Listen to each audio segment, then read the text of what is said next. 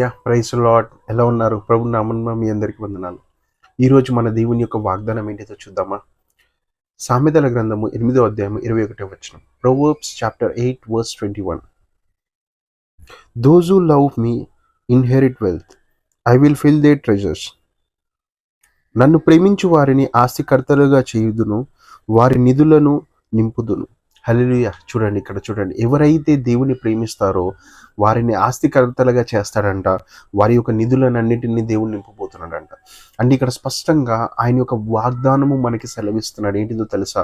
నువ్వు అనుకుంటున్నావు కదా, నాకు అవునా ఎంత సంపాదించినా సరిపోవట్లేదు, ఈ యొక్క చాలని జీతముతో నా కుటుంబము ముందుకెళ్ళలేకపోతుంది, అవునా పొదుపు చేయాలన్నా నేను పొదుపు చేయలేకపోతున్నాను, రోజుకి ఇవి సరిపోతున్నాయి అనే మైండ్తో నువ్వు ఉన్నావా?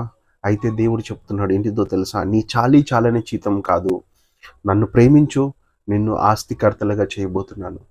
చూడండి, ఒక గొర్రెల కాపరైన దావీదుని అవునా తీసుకెళ్ళి ఒక సింహాసనం మీద కూర్చోబెట్టి స్థిరమైన రాజుగా పెట్టాడంట. అదే దేవుడు ఈరోజు నీతో కూడా చెప్తున్నాడు ఏంటిదో తెలుసా? నువ్వు నన్ను ప్రేమించు, నా యందు విశ్వాసం ఉంచు. దావీదు కూడా ప్రేమించాడు, నా యందు నమ్మకంగా ఉన్నాడు, తనని ఒక స్థిరమైన రాజుగా పెట్టాను కదా, తనకి ఏ కొదువ లేదు.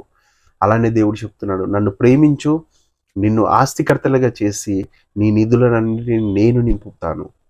నీ కుటుంబానికి కావాల్సిన సరిపడా నువ్వేదైతే పొదుపు చేయలేని అనుకుంటున్నావో ఇక నుంచి నువ్వు పొదుపు చేయగలవు. నీకు కావలసిన సమస్తాన్ని నేను ఇస్తాను అని మన దేవుడు సెలవిస్తున్నాడు. అవునా, స్పష్టంగా మనకి ఈ వాగ్దానాన్ని జ్ఞాపకము చేసుకుందాము. అవునా, ఆయనను మనం ప్రేమిద్దాము, దేవుడిచ్చే ఆశీర్వాదాన్ని పొందుకుందాము. ఆమేన్.